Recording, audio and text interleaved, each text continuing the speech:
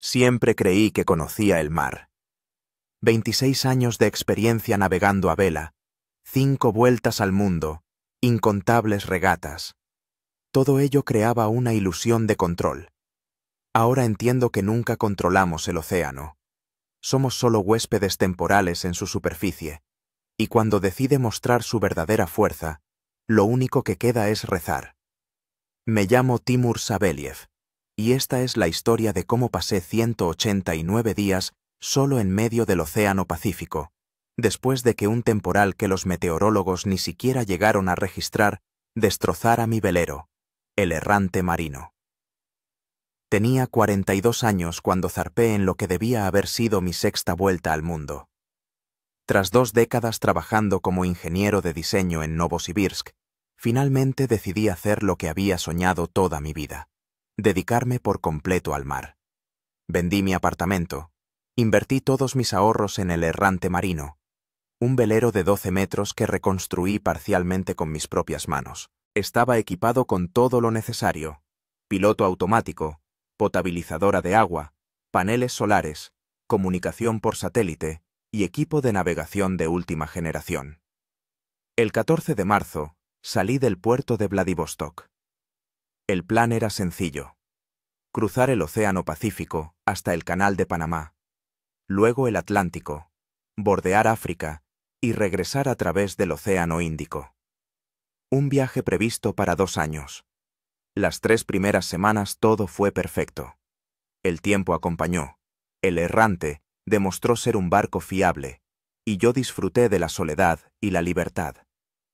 Todos los días escribía un videodiario y enviaba mis coordenadas a amigos y familiares a través de un rastreador satelital. El último mensaje lo envié el 7 de abril, cuando me encontraba a unas 1.300 millas náuticas al este de Japón. Aquel día comenzó como de costumbre. Me desperté al amanecer, revisé el rumbo y el tiempo. El informe meteorológico indicaba viento moderado, fuerza 5 o 6, nada amenazante. Desayuné cociendo copos de avena en una pequeña hornilla de gas, bebí café mientras observaba cómo el sol se elevaba sobre el horizonte. Recuerdo haber pensado: esto es la felicidad. Hacia el mediodía noté un cambio en el carácter de las olas. Se volvieron más frecuentes, con crestas espumosas. El barómetro empezó a caer rápidamente, señal de que se acercaba una tormenta. No me preocupé. En mi vida había capeado docenas de temporales en alta mar. Reduje la superficie de las velas, aseguré todo lo que podía soltarse y me preparé para una noche agitada. Pero lo que ocurrió por la noche no fue un temporal normal. Fue un monstruo, nacido de la colisión de 2 frentes atmosféricos que los meteorólogos no habían llegado a detectar. En 30 minutos, el viento aumentó a 25 nudos, luego a 35, y después dejé de mirar las lecturas del anemómetro, porque estaba demasiado ocupado luchando por sobrevivir. Las olas crecieron hasta la altura de un edificio de 3 pisos.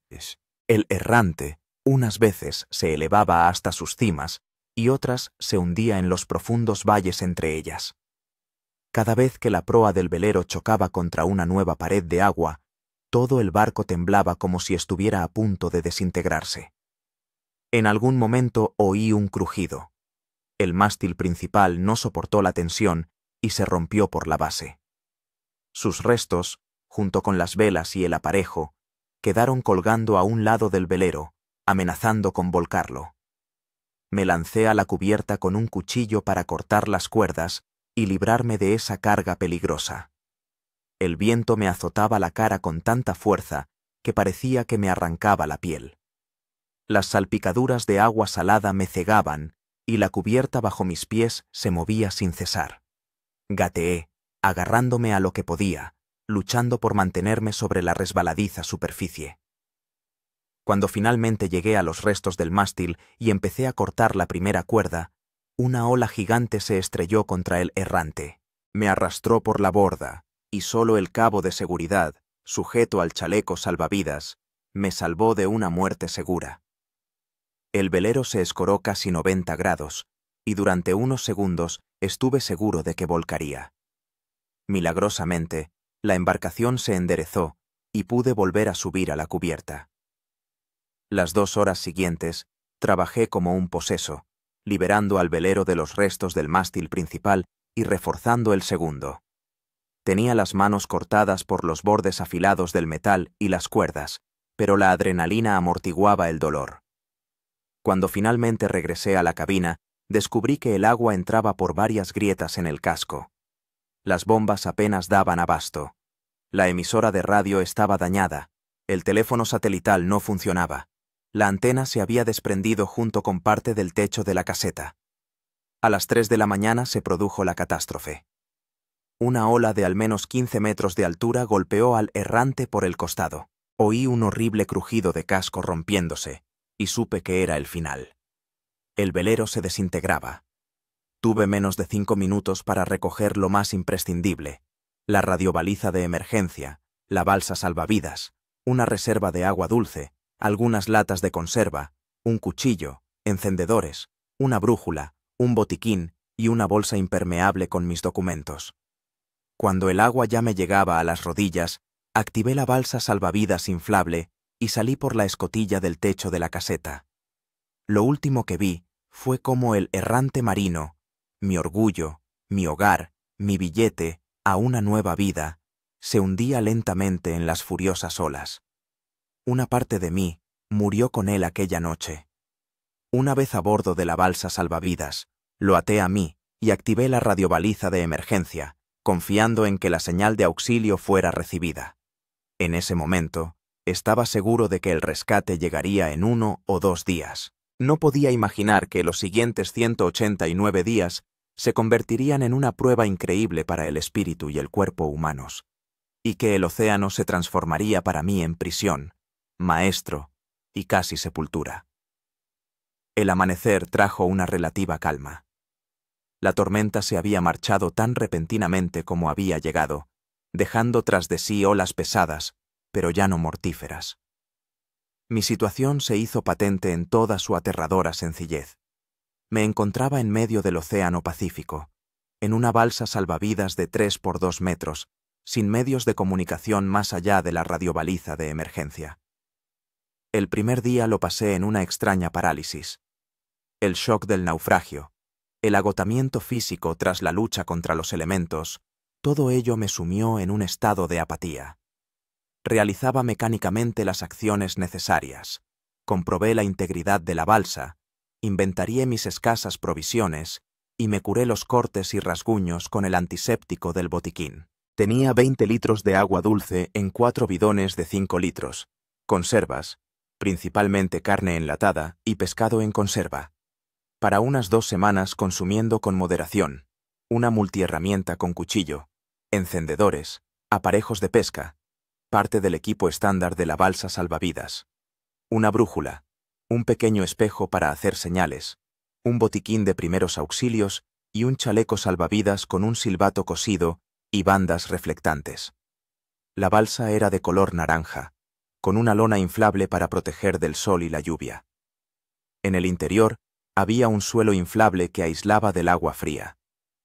Alrededor del perímetro había cuerdas flotantes para agarrarse en caso de vuelco.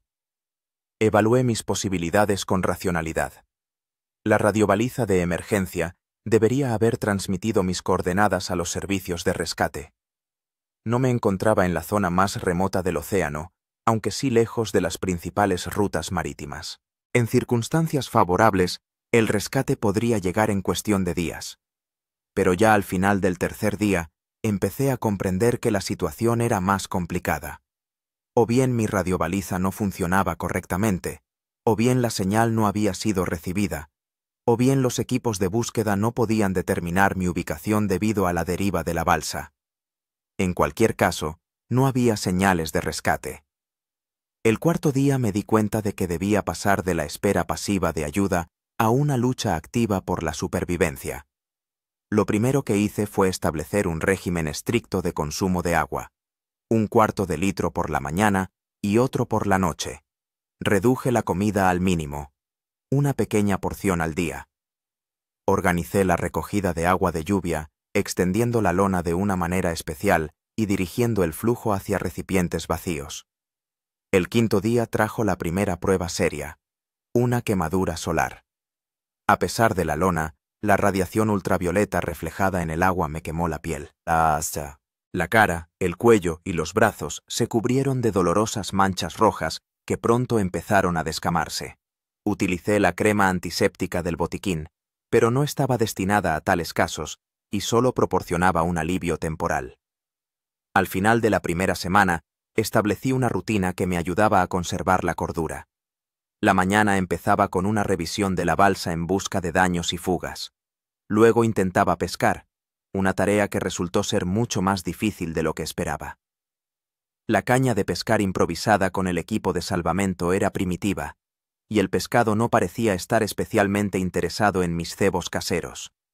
El mediodía lo pasaba bajo la lona, escondiéndome del sol abrasador. Era un tiempo para reflexionar y llevar un diario mental. Pronunciaba en voz alta los acontecimientos del día, mis planes y esperanzas, para mantener la claridad mental y no ceder a la desesperación. Por la noche, volvía a intentar pescar, observaba el horizonte con la esperanza de ver un barco que pasara y me preparaba para la noche. Las noches eran las más duras, frías, solitarias, llenas de extraños sonidos del océano y pensamientos inquietantes. El 10º día pesqué mi primer pez, un pequeño atún que se había acercado demasiado a la balsa. Fue una victoria que me dio fuerzas y esperanza. Despiecé el pescado con la multiherramienta, una parte la comí cruda, superando el asco, y otra la corté en tiras finas y la colgué para que se secara al sol y así crear una reserva. El 12º día trajo el primer aguacero tropical. Recogí casi 10 litros de agua dulce, lo que mejoró considerablemente mi situación. Sin embargo, la propia tormenta fue una prueba. La balsa era zarandeada por las olas, tenía náuseas por el mareo y el agua fría que se filtraba por las rendijas de la lona me provocó un fuerte escalofrío. Al final de la segunda semana, comprendí que el rescate podría no llegar tan pronto como había esperado. Mis provisiones de conservas estaban llegando a su fin, a pesar de la estricta economía. La piel se había cubierto de una capa de sal, el pelo se había pegado y la ropa se había empapado de agua de mar y sudor. Empecé a sufrir rozaduras e infecciones fúngicas en las zonas de contacto constante con la superficie húmeda de la balsa. Pero peor que el malestar físico era la carga psicológica, la inmensidad azul que me rodeaba, la ausencia de contacto humano, la incertidumbre del futuro. Todo eso me destrozaba la cabeza. Empecé a hablar solo, a recordar poemas y canciones, a contarme historias del pasado. Todo para llenar el silencio y no perder la cordura. Al 18º día ocurrió un suceso que pudo ser fatal. Por la noche, durante otra tormenta, la balsa volcó. Me encontré en el agua, atado a la balsa invertida. Me invadió el pánico al darme cuenta de que podía perder todas mis provisiones. Por suerte, la mayor parte del equipo estaba sujeto a la balsa y los contenedores impermeables con agua y los restos de comida permanecieron cerrados. Necesité casi 1 hora de esfuerzo para volver a enderezar la balsa y subirme. Estaba exhausto, helado y asustado. Esa noche fue un punto de inflexión. Me di cuenta de lo frágil que era mi vida y de lo fácil que podía truncarse. A finales de la tercera semana, se acabaron las conservas por completo. Ahora mi supervivencia dependía de mi capacidad para pescar y recoger agua de lluvia. Modifiqué los aparejos de pesca, utilizando trozos brillantes de las latas de conserva como cebo, y esto tuvo cierto éxito. Pasaba horas cada día, esperando pacientemente a que picaran. Una mañana vi una sombra debajo de la balsa. Al mirar con más atención, vi un pequeño banco de peces, atraídos por las algas que habían empezado a crecer en el fondo. Este descubrimiento cambió mi estrategia de pesca. Empecé a usar la balsa como una especie de plataforma de pesca, bajando los aparejos justo debajo de ella. A finales del primer mes de deriva, me había adaptado a la vida en alta mar tanto como un ser humano puede hacerlo. Mi cuerpo se había vuelto delgado y fibroso, Mi piel se había oscurecido y endurecido por el sol y la sal. Aprendí a predecir el tiempo por la forma de las nubes y el comportamiento de las aves marinas que a veces aparecían cerca de la balsa. Pero lo más importante es que no me rendí. Cada mañana, al despertarme con el sonido de las olas, me decía a mí mismo: hoy puede ser el día del rescate. Y esa esperanza, aunque a menudo vana, me daba fuerzas para seguir luchando. A principios del segundo mes de deriva, comprendí que no debía limitarme a sobrevivir, sino que tenía que aprender a vivir en el océano. Mi existencia se había convertido en una búsqueda constante del equilibrio entre el consumo y la reposición de recursos: agua, comida, fuerzas y esperanza. El agua se convirtió en mi principal preocupación. Desarrollé un sistema eficaz para recoger agua de lluvia, utilizando la lona de la balsa e improvisando canalones con botellas de plástico cortadas. Cada vez que aparecían nubes oscuras en el horizonte, me preparaba para la cosecha. Las lluvias en esta parte del Pacífico eran frecuentes, pero impredecibles. A veces las trombas de agua duraban horas, y otras veces solo caían unas pocas gotas sobre la lona, tentándome con una esperanza fantasmal.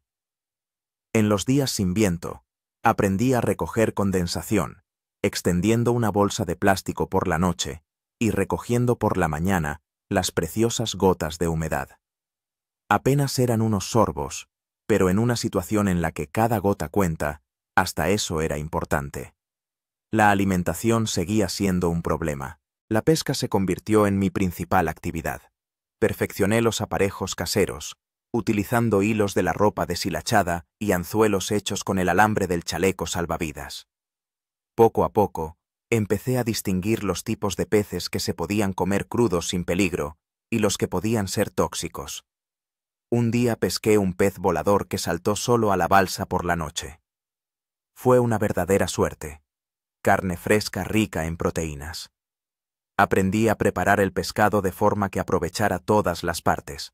Me comía la carne, utilizaba las vísceras como cebo para pescar más, y con los huesos hacía agujas improvisadas para reparar la ropa y la balsa.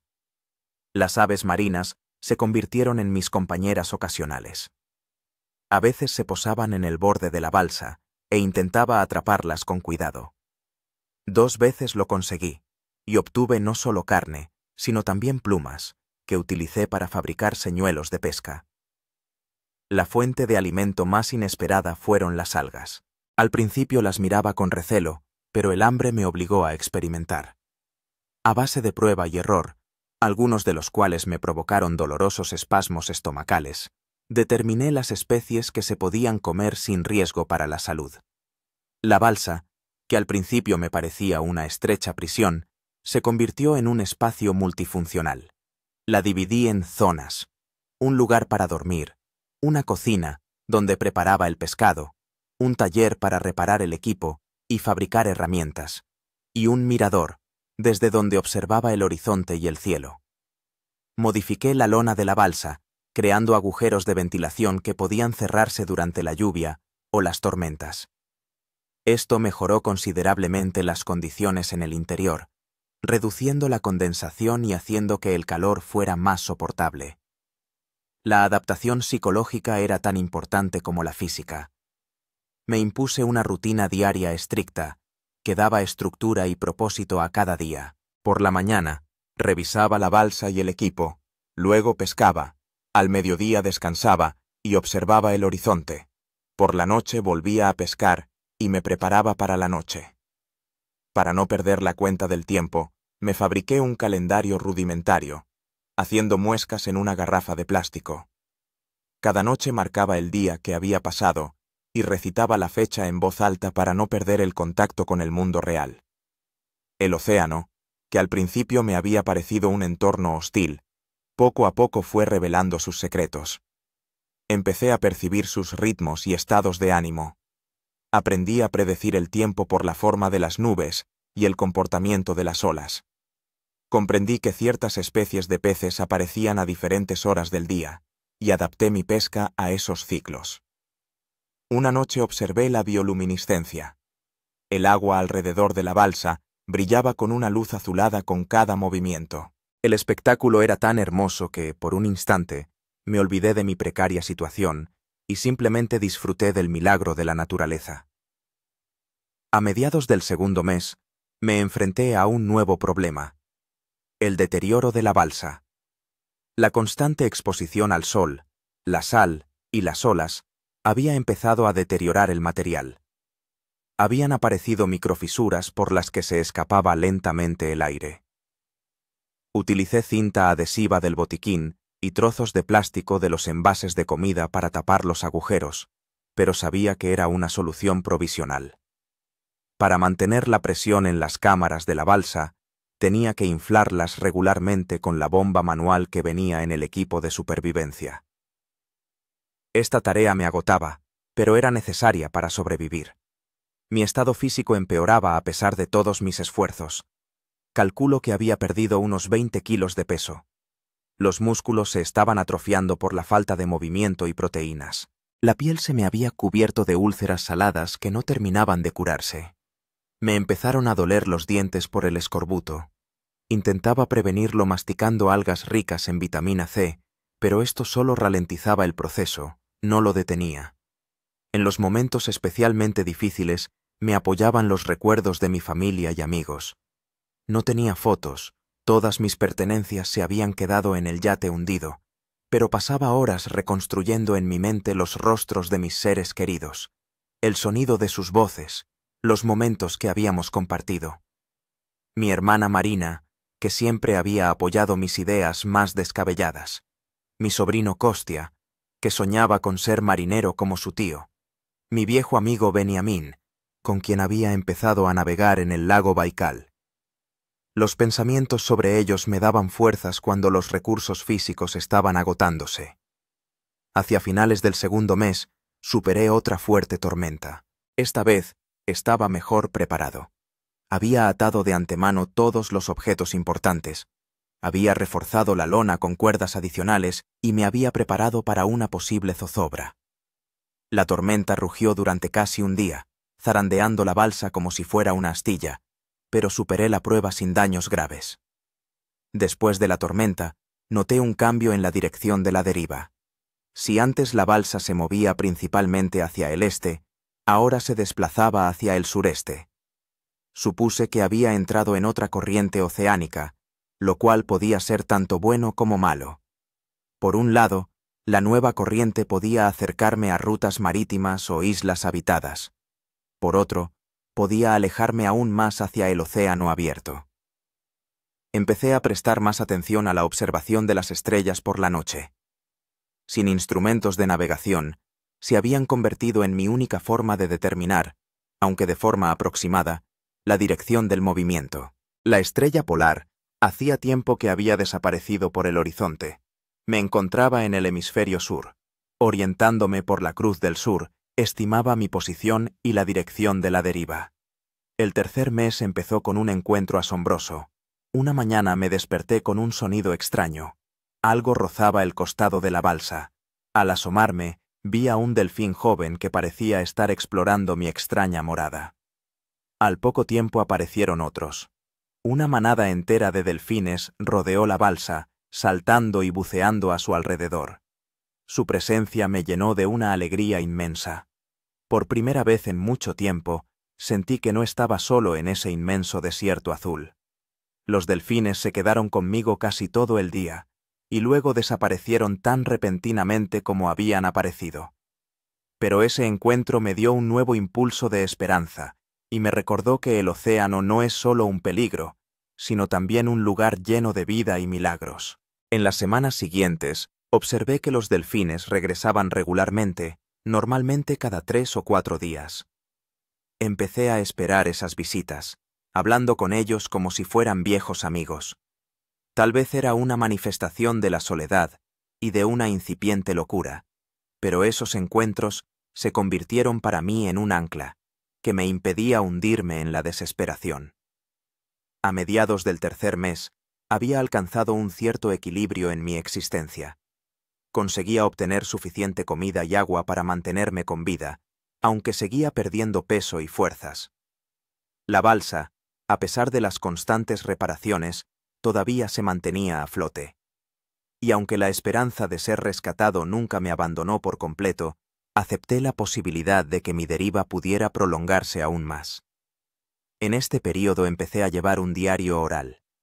Cada noche contaba los acontecimientos del día, mis pensamientos y sentimientos, imaginando que los estaba escribiendo para un futuro libro. Esto me ayudaba a estructurar mis pensamientos y a mantener la claridad mental. Incluso inventé un título para ese libro imaginario: A la deriva. El inicio del cuarto mes de mi forzoso viaje estuvo marcado por una serie de pruebas que pusieron a prueba no solo mi balsa, sino también mis ganas de vivir. El primer golpe fue la pérdida de una parte considerable de mis reservas de agua dulce. Durante una tormenta, una de las garrafas se soltó de sus amarras y cayó al mar antes de que pudiera reaccionar. 5 litros de agua. Una pérdida enorme en mi situación. Me quedé con 10 litros de reserva y la necesidad de economizar aún más. Las siguientes 2 semanas transcurrieron sin lluvia, un periodo de sequía inusualmente largo para esta parte del océano. Me vi obligado a reducir la ración diaria de agua a unos pocos sorbos, sufriendo una sed constante. Los labios se me agrietaron hasta sangrar, la lengua se hinchó y la orina se tornó de un color amarillo oscuro, señal de una peligrosa deshidratación. Experimenté con varios métodos para obtener agua dulce. Intenté condensar agua de mar utilizando una bolsa de plástico y el calor del sol, pero el rendimiento fue mínimo. Probé a filtrar agua de mar a través de capas de tela, sin resultado. Incluso intenté beber mi propia orina, pero pronto me di cuenta de que solo empeoraba la deshidratación. Al 16º día sin lluvia, estaba al borde de la desesperación. Las reservas de agua se agotaban y no había indicios de que el tiempo fuera a cambiar. Fue entonces cuando ocurrió lo que solo puedo describir como un milagro. Vi un coco flotando en el agua. Al principio, no daba crédito a mis ojos. ¿De dónde, en medio del océano, a cientos de millas de la tierra firme más cercana, podía haber salido un coco? Tal vez la corriente lo había arrastrado desde alguna isla lejana. En cualquier caso, era un regalo del cielo. Con gran dificultad, utilizando un bichero improvisado con un trozo de remo roto, logré acercar el coco a la balsa y subirlo a bordo.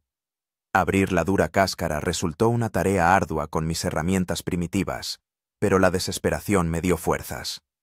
Cuando por fin hice un agujero, bebí con avidez el agua de coco, dulce, refrescante, revitalizante. La pulpa del coco la racioné durante varios días, disfrutando de cada trozo. Conservé la cáscara, que se convirtió en un recipiente adicional para recoger agua de lluvia.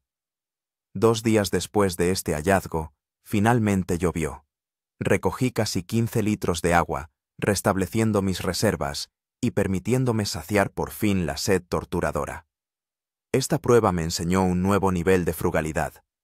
Empecé a almacenar agua en varios recipientes pequeños en lugar de grandes garrafas, para minimizar el riesgo de pérdida. Desarrollé un sistema de reutilización del agua.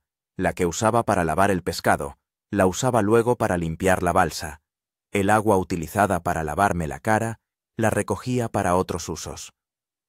La siguiente prueba seria fue una enfermedad. Una mañana me desperté con un fuerte dolor de estómago y mucha fiebre. Tal vez la causa fuera pescado mal limpiado o agua contaminada. Los 3 días siguientes se convirtieron en una auténtica pesadilla. Vomitaba, sufría diarrea, la temperatura subía y me provocaba delirios, y luego bajaba, dejándome empapado en sudor frío. En el botiquín tenía antibióticos básicos, que empecé a tomar, pero sin la certeza de que me ayudarían con mi enfermedad. El principal problema era la deshidratación por la pérdida de líquidos. Me obligaba a beber a pequeños sorbos, aunque cada sorbo provocaba un nuevo ataque de vómitos. Al 4.º día, la crisis pasó, pero estaba tan debilitado que apenas podía moverme. La recuperación duró casi 2 semanas, durante las cuales subsistí al límite de la supervivencia, sin fuerzas, ni siquiera para pescar.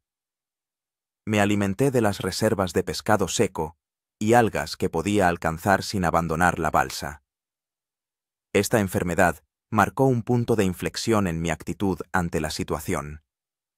Me di cuenta de lo frágil que era mi vida y de lo fácil que podía truncarse, no por una tormenta dramática o el ataque de un tiburón, sino por una simple infección. Esto me obligó a prestar aún más atención a la higiene y la seguridad de los alimentos, a pesar de mis limitadas posibilidades. Hacia mediados del cuarto mes, me enfrenté a un nuevo problema: el agotamiento psicológico. Las privaciones físicas eran duras, pero la soledad y la monotonía de la existencia resultaron igual de extenuantes. Empecé a notar extraños cambios en mi percepción. A veces me parecía oír voces o música. A veces veía en el horizonte barcos o islas que, al acercarse, resultaban ser solo juegos de luces y sombras sobre las olas. Estas alucinaciones me asustaban. Temía perder la cabeza más que morir de hambre o sed. Para combatirlo, desarrollé una serie de ejercicios mentales. Cada día resolvía problemas de matemáticas, recordaba poemas y canciones, intentaba reconstruir en mi memoria los argumentos de libros y películas. Creaba en mi mente proyectos detallados de Yates que construiría cuando volviera a casa, pensando en cada detalle de la construcción.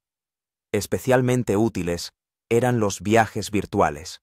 Caminaba mentalmente por las calles de mi Novosibirsk natal, visitaba mis lugares favoritos, hablaba con amigos y familiares. Estos paseos imaginarios eran tan vívidos que a veces, al abrir los ojos, me impactaba la visión del océano infinito que me rodeaba. Una vez descubrí que hablaba con un interlocutor imaginario, al que llamé Gregorio. Gregorio se convirtió en mi compañero, con quien discutía planes, debatía sobre métodos de pesca y compartía recuerdos.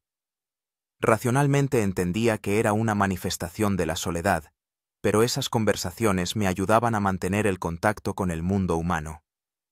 Hacia finales del cuarto mes, el estado de la balsa me causaba cada vez más preocupación. El material seguía deteriorándose bajo el efecto de los elementos. Los parches que ponía aguantaban cada vez peor. La bomba para hincharla empezó a fallar. Comprendía que la balsa podía no resistir otra tormenta fuerte. En busca de una solución, empecé a recoger basura flotante, botellas de plástico, trozos de poliestireno expandido, restos de redes de pesca, todo lo que pudiera proporcionar flotabilidad adicional. Con estos materiales creé una especie de salvavidas alrededor de la balsa principal, que podría mantenerme a flote si la estructura principal se desintegraba. Este trabajo tuvo un efecto secundario inesperado: atrajo a los peces. La improvisada isla flotante de basura se convirtió en una suerte de arrecife, alrededor del cual se congregaban diversas criaturas marinas. Esto simplificó considerablemente la pesca y diversificó mi dieta. A principios del quinto mes, se produjo un encuentro que podría cambiarlo todo. En el horizonte divisé un barco. Era un carguero que navegaba perpendicular a mi rumbo de deriva. Inmediatamente empecé a hacer señales. Ondeaba una bandera improvisada de tela brillante. Usaba un espejo para dirigir los destellos del sol hacia el barco. Silbaba y gritaba, aunque sabía que a esa distancia no me oirían.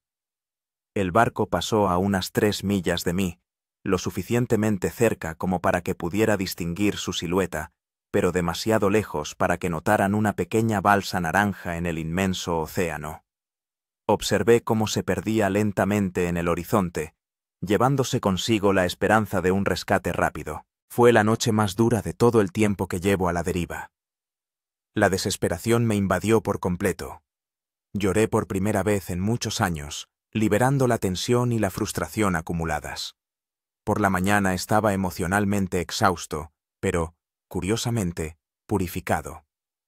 Tras experimentar este punto álgido de desesperación, descubrí en mí una nueva determinación para sobrevivir a pesar de todo.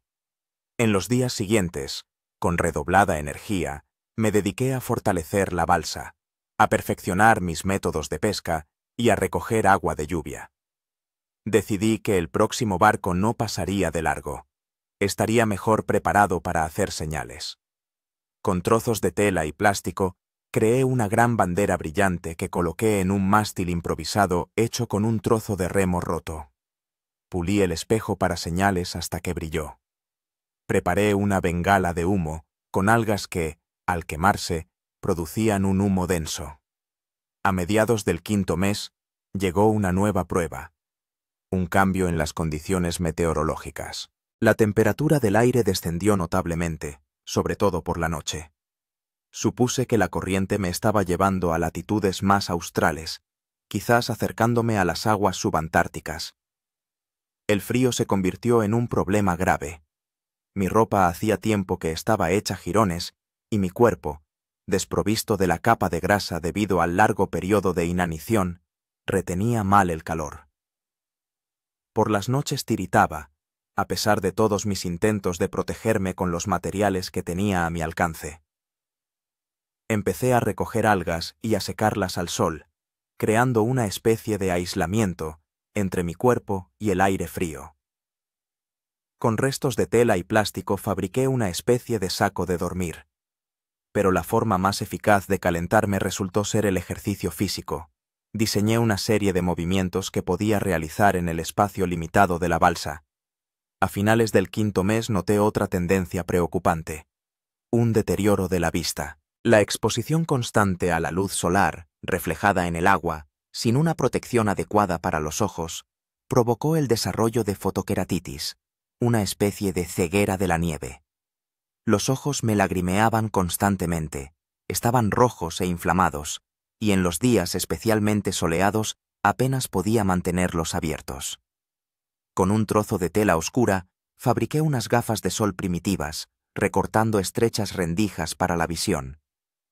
Esto alivió un poco la situación, pero temía que el daño a la vista pudiera ser irreversible. El inicio del 6º mes se caracterizó por un nuevo encuentro con delfines. Esta vez no se limitaron a pasar de largo, sino que se quedaron conmigo durante varios días, como si escoltaran la balsa. Su presencia no solo me brindaba alivio psicológico, sino también un beneficio práctico. Ahuyentaban a los peces hacia la balsa, lo que facilitaba considerablemente mi pesca. Empecé a notar que uno de los delfines, con una marca característica en la aleta dorsal, aparecía con más frecuencia que los demás y se acercaba más. Le puse de nombre Navegante y hablaba con él como con un viejo amigo. Tal vez fuera una manifestación de la soledad, pero me parecía que se había establecido una conexión especial entre nosotros. A mediados del 6º mes, mi estado físico se volvió crítico. Había perdido, según mis cálculos, unos 30 kilos de peso. Los músculos se atrofiaron, la piel colgaba a pliegues. Las encías sangraban por el escorbuto, varios dientes se aflojaron. El pelo se caía a mechones y las uñas se volvieron quebradizas y se deshojaban. Pero peores que los problemas físicos eran los lapsos de memoria y concentración que sufría periódicamente. A veces, me desconectaba de la realidad durante unos minutos o incluso horas, y luego volvía en mí sin recordar lo que había estado haciendo. Eso era lo que más me asustaba.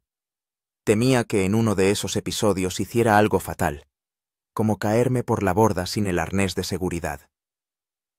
Para combatir esto, creé un sistema de anclas, acciones regulares que realizaba en un orden específico, pronunciándolas en voz alta. Esta rutina me ayudaba a mantener la conciencia enfocada y a detectar los episodios de desconexión. Al final del 6º mes, ocurrió un suceso que solo puedo describir como místico. Por la noche, me despertó un sonido extraño, algo entre un chasquido y un silbido. Al abrir los ojos, vi a Navegante, mi delfín, que daba vueltas insistentemente alrededor de la balsa, saltando del agua de vez en cuando. Su comportamiento era tan inusual que me puse alerta. Era como si el delfín intentara llamar mi atención y señalar algo. Siguiendo la dirección de sus movimientos, escudriñé la oscuridad y distinguí una luz tenue en el horizonte. Al principio, pensé que era otra alucinación, pero la luz no desaparecía, sino que se hacía más brillante. Al cabo de un rato, Distinguí la silueta de un barco. Era un arrastrero de pesca que se dirigía directamente hacia mí. Inmediatamente comencé a hacer señales. Encendí mi última bengala, ondeé la bandera, silbé y grité. Y el milagro ocurrió. ¡Me vieron! El arrastrero cambió de rumbo y se dirigió hacia la balsa.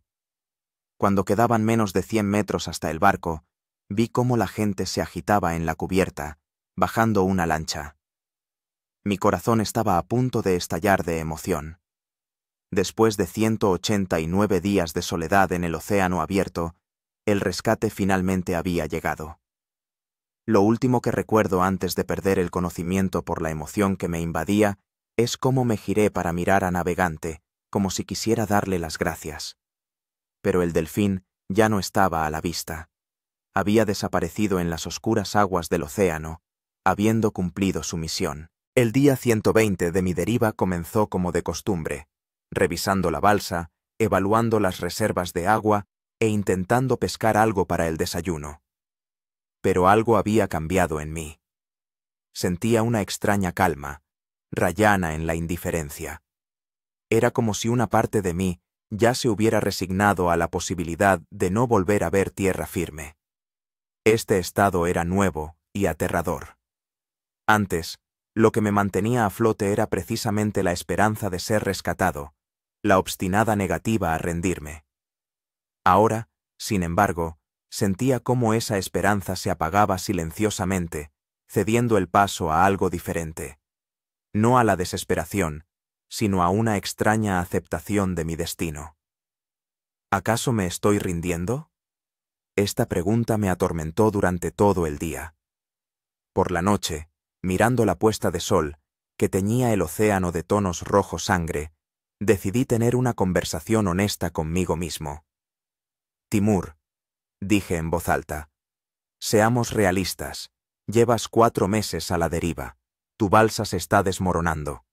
Estás agotado física y psicológicamente.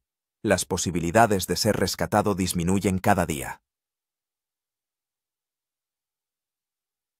Al pronunciar estas palabras, sentí un extraño alivio, como si hubiera liberado pensamientos que llevaban mucho tiempo ocultos en las profundidades de mi conciencia. Pero, continué después de una pausa, mientras estés vivo, tienes una opción: luchar o rendirte. Y esa elección tienes que hacerla cada mañana de nuevo. Este simple pensamiento fue una revelación para mí. Comprendí que la supervivencia no es una única decisión heroica, sino una elección diaria, horaria, a favor de la vida, a pesar de todas las circunstancias. A la mañana siguiente, me desperté con una nueva determinación. Lo primero que hice fue reorganizar por completo la balsa y mi sistema de supervivencia. Dividí las provisiones restantes en un mínimo absoluto, necesario para mantener la vida, y una reserva estratégica para casos de extrema necesidad. Revisé cuidadosamente cada centímetro de la balsa, reforzando todos los puntos débiles. Luego elaboré una nueva rutina diaria, que incluía no solo las actividades necesarias para la supervivencia física, sino también ejercicios para la mente y el espíritu. Cada mañana comenzaba con meditación, una simple observación de la respiración y las olas. Durante el día, además de pescar y mantener la balsa, dedicaba tiempo a ejercicios intelectuales. Resolvía problemas de matemáticas mentalmente, recordaba poemas, diseñaba mentalmente un nuevo yate con todo detalle. Dedicaba las noches a hablar con mis seres queridos. Imaginaba que le contaba mi día a mi hermana, mi sobrino, mis amigos. Estas conversaciones imaginarias me ayudaban a mantener una conexión emocional con el mundo de las personas y me daban un estímulo para seguir luchando. Pero el cambio más importante fue mi actitud hacia el océano. Antes lo percibía como un entorno hostil, un elemento con el que había que luchar por la supervivencia. Ahora, en cambio, empecé a verlo como un ser vivo, impredecible, poderoso, pero no malintencionado.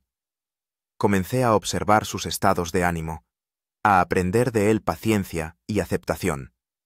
Esta nueva cosmovisión me ayudó a alcanzar un nuevo nivel de adaptación. Empecé a notar cambios sutiles en el color del agua que presagiaban un cambio de tiempo.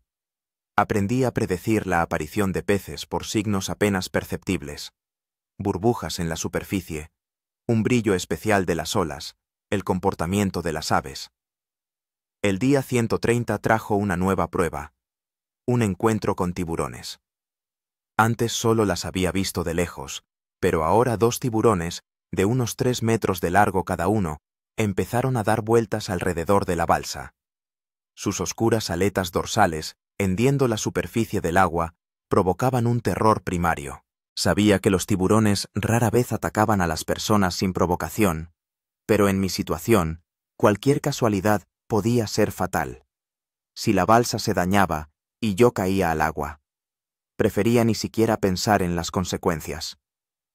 Durante 2 días, los tiburones no se alejaron de la balsa. No podía pescar.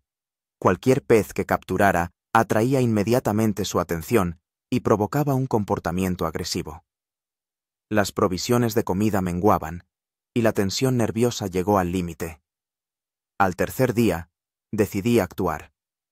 Con un trozo roto de un remo y un cuchillo de cocina, fabriqué una especie de lanza. Luego, eligiendo el momento en que uno de los tiburones nadó especialmente cerca de la balsa, lo ataqué repentinamente en la hendidura branquial, su punto más vulnerable. El tiburón reaccionó al instante. Se sacudió con tanta fuerza que me arrancó la lanza de las manos y se alejó a toda velocidad, dejando tras de sí un rastro de sangre. El segundo tiburón le siguió, probablemente atraído por el olor de la sangre. Este incidente me dejó con sentimientos encontrados. Por un lado, sentí alivio al librarme de la amenaza inmediata. Por otro, una extraña sensación de culpa por haber causado dolor a una criatura que simplemente seguía su naturaleza. Pero la principal lección fue darme cuenta de que aún era capaz de actuar con decisión cuando era necesario. A pesar del agotamiento y la presión psicológica, el instinto de supervivencia y la voluntad de vivir seguían siendo fuertes. Hacia mediados del 5.º mes de deriva, el estado de la balsa se volvió crítico. El material se deterioraba más rápido de lo que podía repararlo. La bomba para inflar las cámaras se había averiado definitivamente. Me vi obligado a mantener la flotabilidad colocando periódicamente botellas de plástico recogidas y otros objetos flotantes debajo de la balsa. En esos días, pensaba a menudo en lo frágil que es la línea entre la vida y la muerte. Bastaba una fuerte tormenta, una ola grande, para que mi improvisada casa se hiciera añicos, dejándome indefenso ante el océano. Este pensamiento no me provocaba pánico, sino más bien una aceptación filosófica. Entendía que había hecho todo lo posible por sobrevivir, y si la naturaleza decidía otra cosa, no sería una derrota, sino simplemente el final del camino. El día 150 de deriva trajo un hallazgo inesperado. Entre la basura flotante, divisé un contenedor de plástico con una tapa bien cerrada. Con gran esfuerzo, lo acerqué a la balsa y descubrí en su interior un auténtico tesoro. Varios paquetes de galletas secas, una chocolatina y, lo más valioso, una botella de plástico con agua dulce. A juzgar por las etiquetas en japonés, el contenedor probablemente había sido arrastrado de algún barco durante una tormenta. Para mí, este hallazgo fue como agua de mayo. Dividí las galletas en pequeñas porciones, permitiéndome solo unas pocas migajas al día, saboreando el sabor olvidado de los carbohidratos. Decidí guardar el chocolate para el momento en que sintiera que las fuerzas me abandonaban. Esta pequeña suerte me dio nuevas fuerzas y optimismo. Si el océano podía traer un regalo así, también podía traer el rescate. A principios del 6.º mes, noté un cambio en el carácter de las olas y el color del agua. Se había vuelto más oscura, con un tono verdoso. La temperatura descendió notablemente. Supuse que la corriente me llevaba a aguas más frías, posiblemente más cerca de la región subantártica. El frío se convirtió en un problema serio. Mi ropa se había convertido hacía tiempo en harapos, y mi cuerpo agotado retenía mal el calor. Por las noches temblaba, a pesar de todos mis intentos de cubrirme con los materiales disponibles. Empecé a recoger algas flotantes, a secarlas al sol y a utilizarlas como material aislante entre el cuerpo y el aire frío.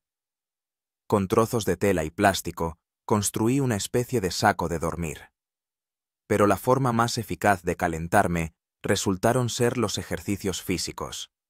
Desarrollé una serie de movimientos que podía realizar en el espacio limitado de la balsa. A mediados del 6º mes, me enfrenté a un nuevo desafío: las alucinaciones psicológicas. Al principio, eran solo imágenes fugaces en la periferia de mi visión, que desaparecían cuando intentaba enfocarme en ellas. Luego empezaron a aparecer visiones más persistentes. Veía gente de pie sobre el agua, oía voces que me llamaban por mi nombre. Racionalmente, entendía que eran manifestaciones del estrés psicológico y la privación sensorial. Pero conocer la causa no hacía que las alucinaciones fueran menos reales o aterradoras. Para combatir esto, desarrollé un sistema de verificación de la realidad. Cada vez que veía u oía algo inusual, me hacía 3 preguntas. ¿Es lógico? ¿Lo he visto antes? ¿Cambia si cierro los ojos y los vuelvo a abrir? Esta sencilla técnica me ayudaba a separar la realidad de la fantasía. El día 170 marcó otro momento crítico. Noté que la balsa empezaba a hundirse lentamente en el agua. A pesar de todos mis esfuerzos por mantener la flotabilidad, el material de las cámaras se había adelgazado tanto que ya no podía retener suficiente aire. Comprendí que tenía 2 opciones: o bien resignarme a lo inevitable y prepararme para el final, o tomar medidas drásticas. Opté por la segunda vía. Con todos los materiales flotantes que había recogido durante meses a la deriva, botellas de plástico, trozos de espuma de poliestireno, restos de redes de pesca, empecé a construir una nueva balsa. Fue un trabajo titánico, teniendo en cuenta mi estado físico y las herramientas limitadas de las que disponía. Durante 3 días trabajé prácticamente sin descanso, atando los materiales con cuerdas, sujetándolos con trozos de alambre y compactando la estructura con algas. Tenía las manos cortadas hasta sangrar, las uñas rotas, pero no me detuve. Al final del 3er día, la nueva balsa estaba lista. Una construcción torpe de aproximadamente 2 metros por 1,5, pero lo suficientemente flotante como para mantenerme a flote. Trasladé a ella todas mis provisiones y el equipo restante y, con el corazón apesadumbrado, abandoné mi vieja balsa, que había sido mi hogar durante casi 6 meses. La nueva balsa era menos cómoda y más inestable, pero se mantenía a flote, y eso era lo principal. Adapté mis rutinas a las nuevas condiciones, continuando la lucha por la supervivencia. El día 180 trajo consigo una nueva esperanza. Observando el vuelo de las aves marinas, me di cuenta de que volaban en una misma dirección, hacia el sureste, y regresaban desde el lado opuesto. Esto solo podía significar una cosa: que en esa dirección, en algún lugar, había tierra firme. Empecé a observar la dirección de la corriente y el viento. Si lograba construir una vela primitiva, tal vez podría dirigir la balsa hacia la supuesta tierra. Con mis últimas fuerzas, fabriqué un mástil con un trozo de remo y una vela con un pedazo de plástico. La construcción era primitiva, pero me permitía corregir ligeramente la dirección de la deriva.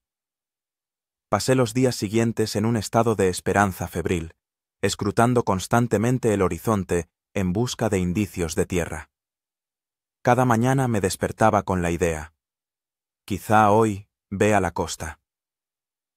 El día 187 noté un cambio en el comportamiento de los seres marinos.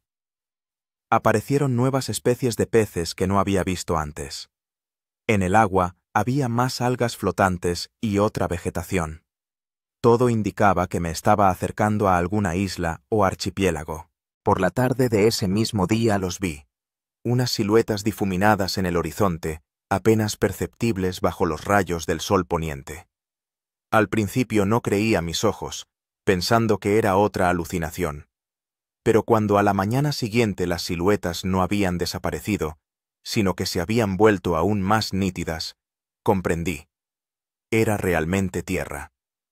La alegría que me invadió es imposible de describir con palabras. Lloré, reí, grité, agradecí al océano por haber decidido, al fin, dejarme ir. Tras 188 días a la deriva, por fin veía tierra. Pero comprendía que mi prueba aún no había terminado. Entre mí y la costa todavía quedaban millas de agua abierta. La corriente podía arrastrarme más allá de la isla, condenándome a seguir a la deriva. Mis fuerzas estaban al límite, y no estaba seguro de poder llegar nadando a la orilla si la balsa no se acercaba lo suficiente.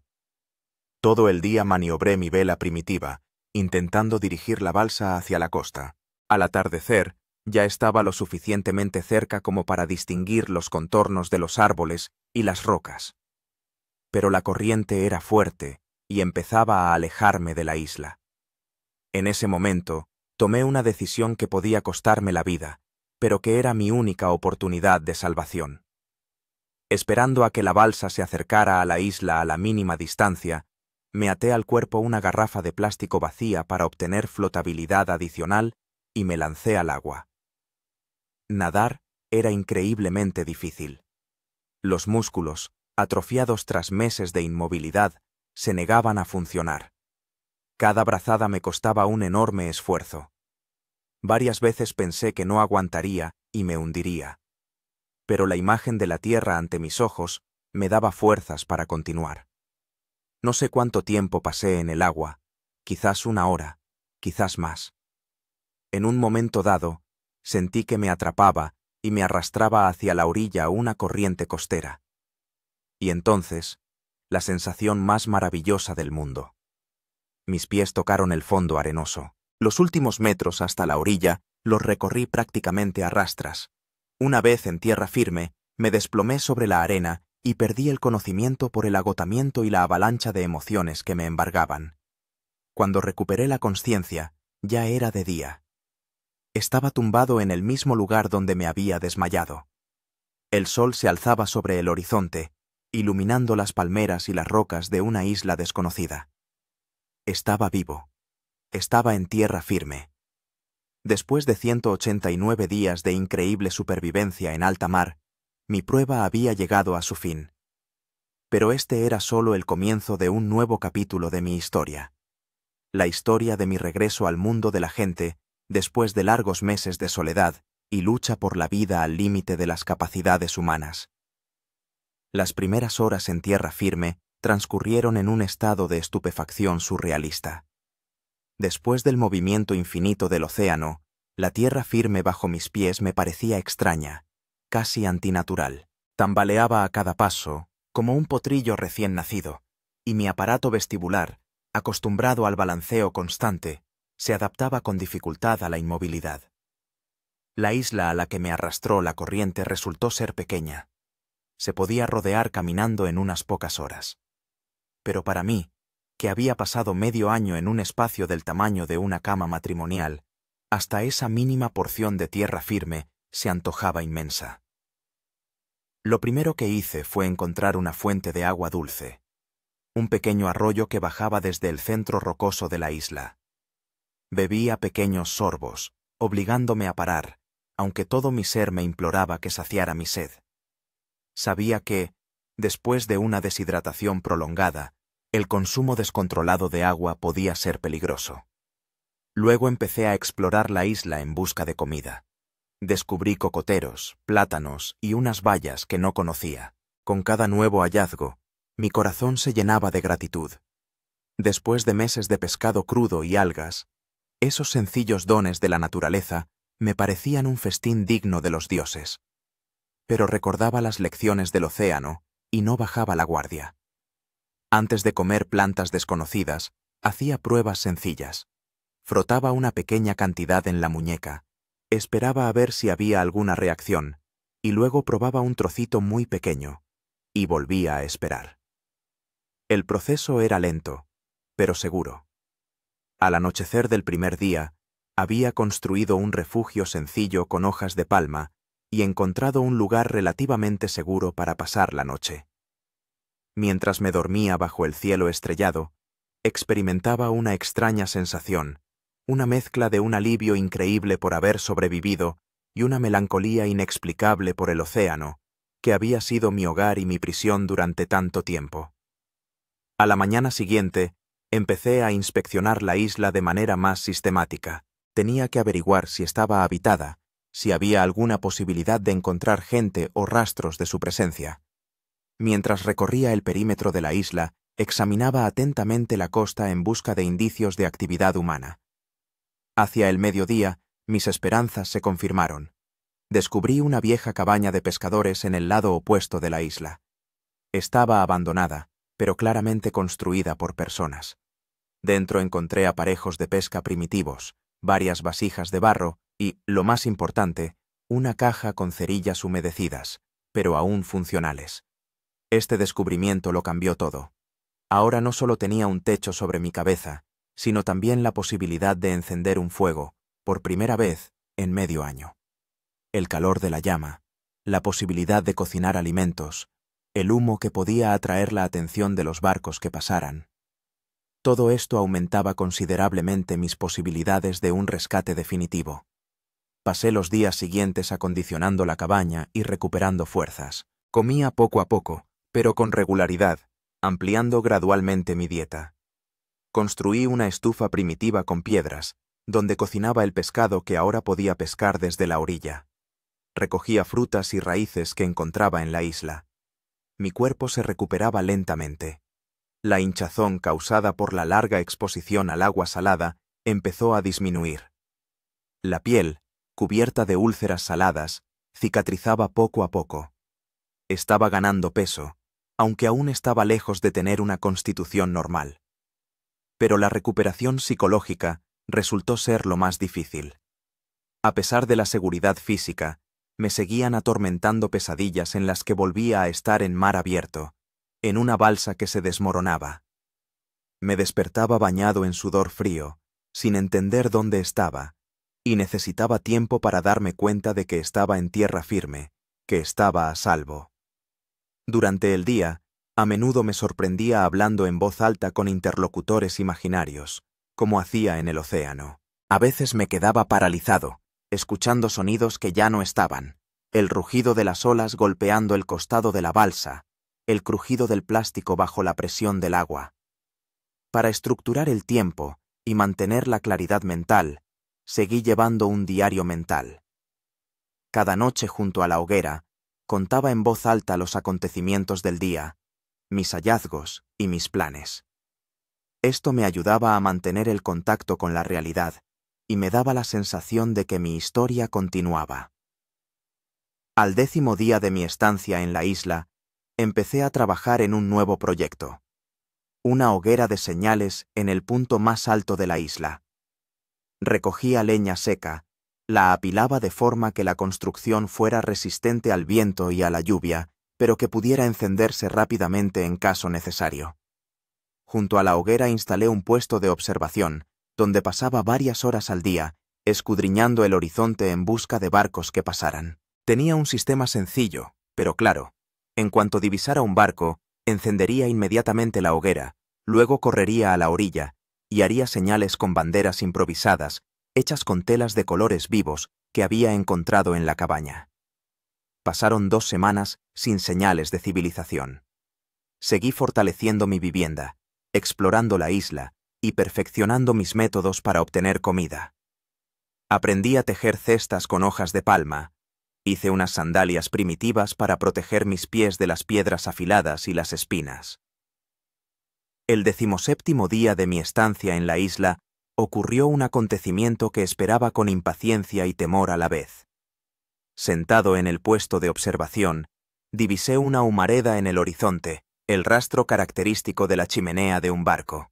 El corazón me latía con tanta fuerza que parecía que iba a salirse del pecho. Con manos temblorosas encendí la hoguera de señales, y luego corrí hacia la orilla, agitando las banderas improvisadas y gritando, aunque sabía que no podían oírme desde tanta distancia. El barco, un pequeño pesquero de arrastre, avanzaba paralelo a la costa, sin acercarse ni alejarse. No sabía si habían notado mis señales. Una hora transcurrió en una tortuosa espera, hasta que el pesquero repentinamente cambió de rumbo y se dirigió hacia la isla. Me invadió una euforia que pronto se transformó en un extraño temor. Después de tantos meses de soledad, la perspectiva de encontrarme con gente no solo me llenaba de alegría, sino también de inquietud. ¿Cómo me comunicaría con ellos? ¿Entenderían mi idioma? ¿Cómo reaccionaría mi psique ante un retorno tan brusco al mundo social? Cuando el pesquero se acercó lo suficiente como para que pudiera distinguir a la gente encubierta, esos miedos se desvanecieron ante la simple alegría humana de ver a otras personas. Lloraba y reía a la vez, agitando los brazos y saltando en la orilla como un niño. Del pesquero botaron un bote, y 3 hombres se dirigieron hacia la costa. Cuando se acercaron, vi sus rostros de asombro. Era evidente que no esperaban encontrar a nadie en ese pequeño pedazo de tierra en medio del océano. El primer encuentro fue surrealista. A duras penas encontraba las palabras, mi voz, desacostumbrada a hablar, sonaba ronca y antinatural. Hablaban una mezcla de inglés y un dialecto polinesio que apenas entendía. Pero el inglés básico bastó para explicar quién era y cómo había terminado en la isla. Su sorpresa dio paso a la admiración cuando escucharon una versión resumida de mi historia. El capitán del pesquero, un anciano polinesio llamado Macoa, me miraba con un respeto tal, como si no tuviera delante a un hombre barbudo y demacrado en harapos, sino a una especie de dios marino. Me ofrecieron sacarme de la isla, y acepté sin dudarlo. Tras recoger mis escasas pertenencias y despedirme de la cabaña, que había sido mi hogar durante esas semanas, me subí al bote. Cuando nos acercamos al pesquero, vi que toda la tripulación, unas 10 personas, se había reunido en cubierta para recibirme. Sus rostros reflejaban una mezcla de curiosidad, compasión y la misma admiración que había visto en el capitán. Subir a bordo resultó más difícil de lo que esperaba. Mis músculos debilitados apenas podían realizar movimientos sencillos. 2 pescadores me ayudaron. Prácticamente me subieron a la cubierta a rastras. Las primeras horas en el pesquero transcurrieron como en una nebulosa. Me dieron comida caliente.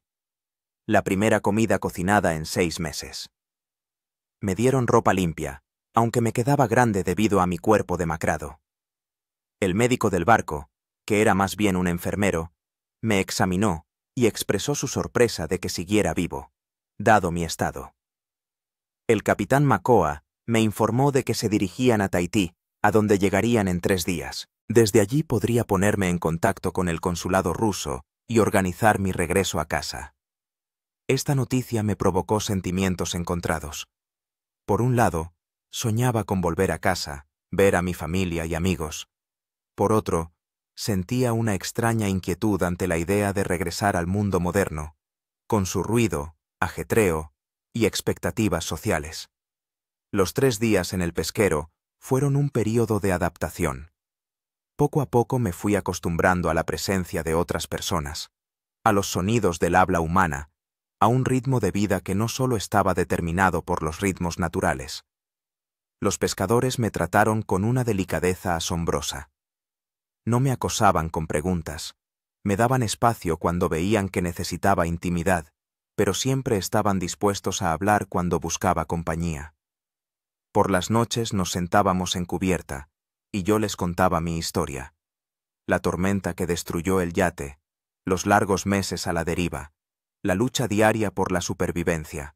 Escuchaban con reverente atención, a veces haciendo preguntas, pero más a menudo simplemente asintiendo con una comprensión que solo pueden tener las personas que conocen el mar.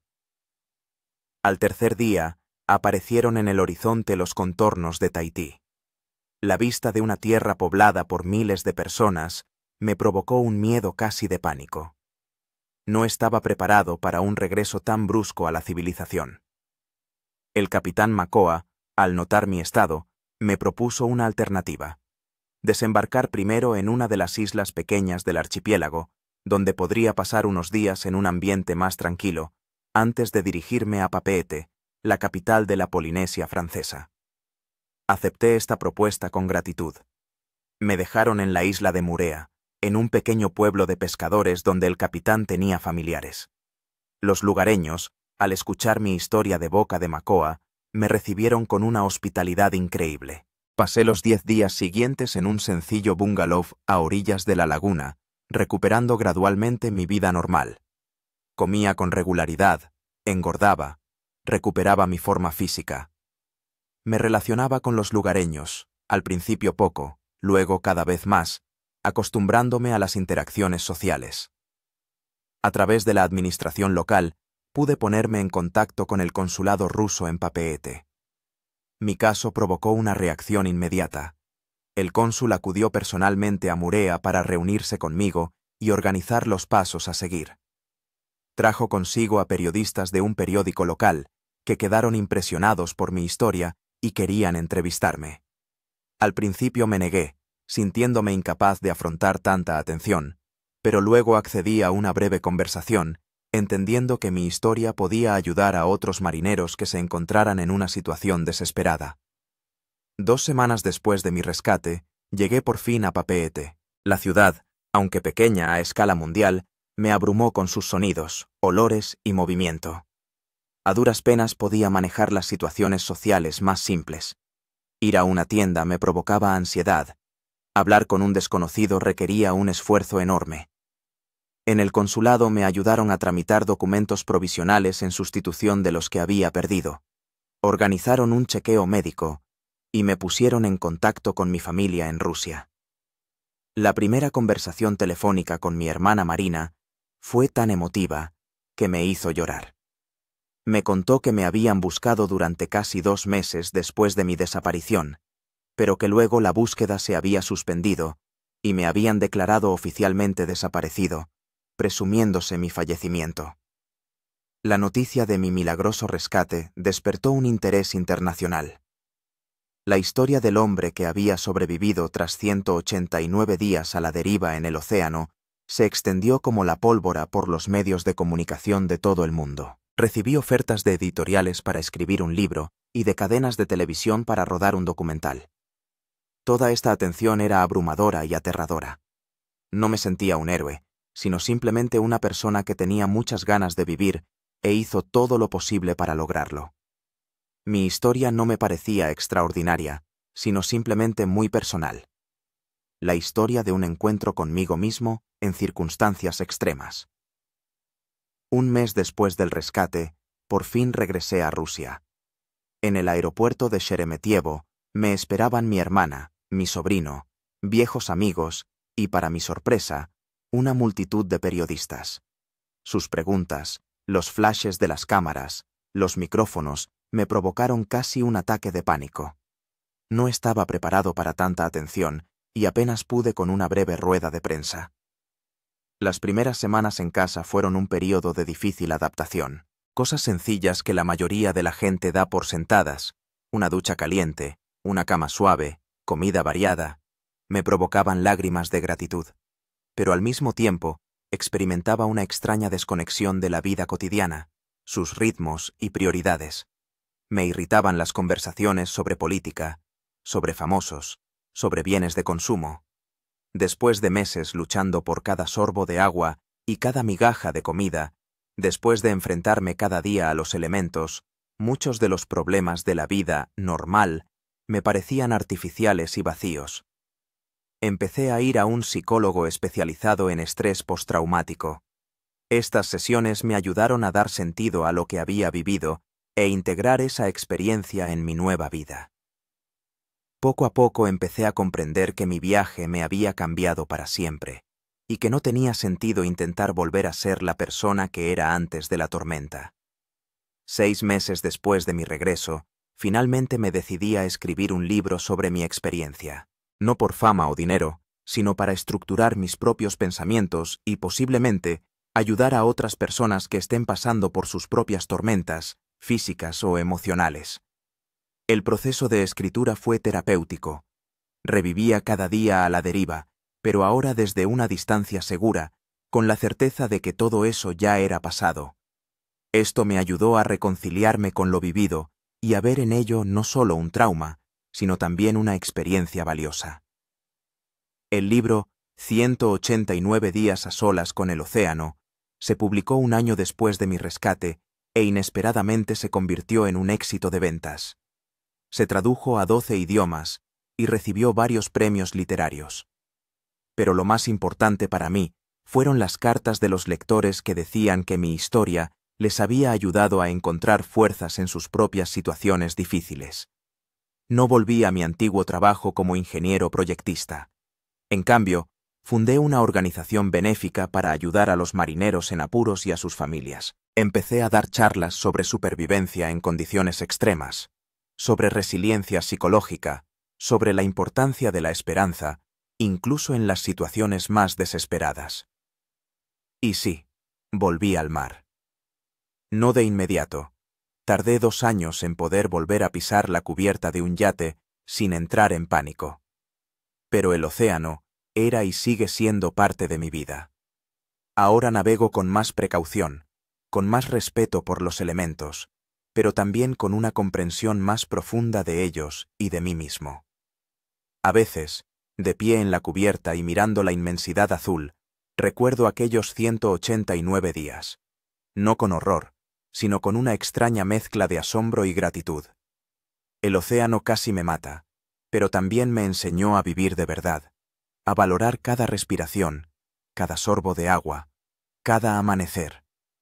Y en esos momentos me parece ver a lo lejos una aleta dorsal familiar, la de navegante, mi delfín salvador.